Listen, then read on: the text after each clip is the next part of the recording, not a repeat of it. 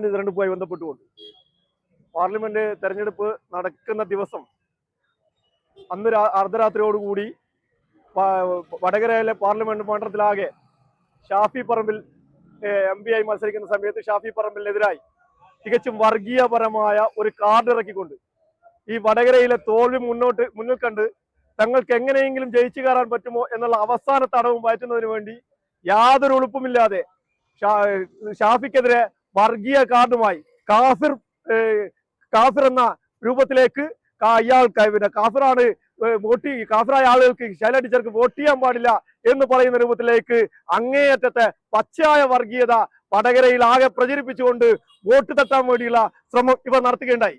ആ സമയത്ത് നമുക്കറിയാം ഇതുമായി ബന്ധപ്പെട്ടുകൊണ്ട് ഒരു മുസ്ലിം ലീഗ് പ്രവർത്തകനായ ചെറുപ്പക്കാരന്റെ പേരിലേക്ക് ഈ കുറ്റം ആരോപിച്ചുകൊണ്ട് അവന്റെ പേരിൽ പരാതിയുമായി ഇവിടുത്തെ CPM-ന്റെ ഇടതുപക്ഷത്തിന്റെ നേതാക്കന്മാർ പോലീസിനെ സമീപിക്കേണ്ടായി.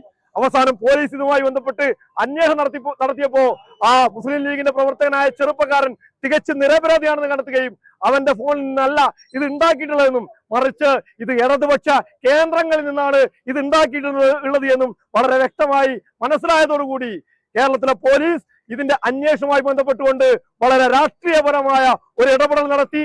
റിബേഷ് ചാമേഷ് എന്ന് പറയുന്ന DYFIയുടെ അന്നത്തെ ബ്ലോക്ക് പ്രസിഡന്റ് ആയിരുന്ന ആളാണ് ഇത് പ്രചരിപ്പിച്ചത് എന്ന് മാത്രം കണ്ടെത്തി ഈ കേസ് അവസാനിപ്പിക്കാൻ വേണ്ടി തയ്യാറായപ്പോഴാണ് ഈ കഴിഞ്ഞ കേരളത്തിൽ അധികാരത്തിൽ ഏറ്റെടുത്ത UDF-ന്റെ നേതൃത്വത്തിലുള്ള VD സതീശൻ സർക്കാർ ഇതുമായി ബന്ധപ്പെട്ടുകൊണ്ട് ഇത് തികച്ചും സമൂഹത്തിനകത്ത് വർഗീയത പ്രചരിപ്പിച്ച് ആളുകളെ തമ്മിലടിപ്പിക്കുന്നതിന് വേണ്ടിയുള്ള നിലപാടുകളാണ് ഇടപെടലുകളാണ് എന്ന് മനസ്സിലാക്കിയതിന്റെ അടിസ്ഥാനത്തിൽ ഈ വർഗീയത സമൂഹത്തിനകത്തേക്ക് വെച്ചുപുറപ്പിക്കാൻ പാടില്ല എന്ന് മനസ്സിലാക്കിയതിന്റെ അടിസ്ഥാനത്തിൽ ഇതുമായി ബന്ധപ്പെട്ടുകൊണ്ട് ഒരു SIT രൂപീകരിക്കുകയും ആ SIT കഴിഞ്ഞ 2 ആഴ്ചക്കാലമായി നടത്തിയ അന്വേഷണത്തിന്റെ ഫലമായി ഈ കാഫിർ സ്ക്രീൻഷോട്ട് ഉണ്ടാക്കിയത് DYFIയുടെ നേതാവായ ജിതിൻ ഭാസ്കറാണെന്നും അദ്ദേഹമാണ് ഇത് വടകര സ്ക്വാഡ് എന്ന് പറയുന്ന ഗ്രൂപ്പിനകത്ത് ആദ്യമായി പ്രചരിപ്പിച്ചത് എന്നും അതിനു പുറമെ ഈ CPM-മായി ബന്ധപ്പെട്ടുകൊണ്ടുള്ള എല്ലാ സൈബർ ഹാൻഡുകളിലേക്കും ഇത് വിതരണം ചെയ്യുന്നതിന് വേണ്ടിയുള്ള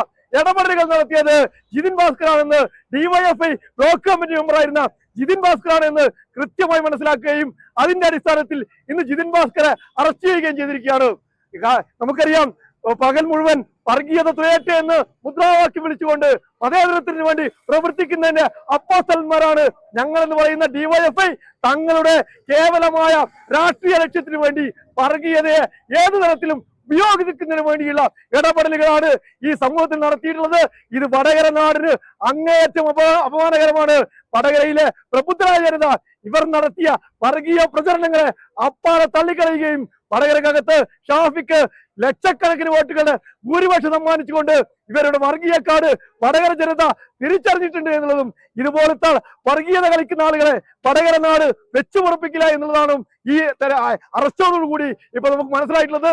ഇത്തരം ഒരു നിലപാടെടുത്ത ആളുകളെ സംരക്ഷിക്കുന്ന DYFI ഉൾപ്പെടെയുള്ള പ്രവർത്തകന്മാർ ഈ നാടിന് അപമാനമായെന്ന് സൂചിപ്പിക്കുന്നതിന് വേണ്ടിയാണ് ഈ പ്രതിഷേധമായി ഞങ്ങൾ രംഗത്ത് വന്നിട്ടുള്ളത്. വലിയ സന്തോഷങ്ങൾക്കിടയിൽ നഷ്ടപ്പെട്ടു പോകുന്ന ചില ചെറിയ ഇഷ്ടങ്ങളുണ്ട്. ബാല്യത്തിൽ എപ്പോഴോ എന്നോടൊപ്പം നടന്ന് എനിക്കൊപ്പം വളർന്ന ചില ഇഷ്ടങ്ങൾ. ആ ഇഷ്ടങ്ങൾ സ്വന്തമാക്കാൻ എന്നോടൊപ്പം എന്നും ഉണ്ടായിരുന്ന എന്റെ ഫാമിലി.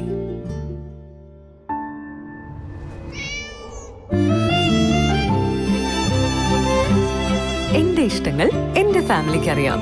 Family wedding centre.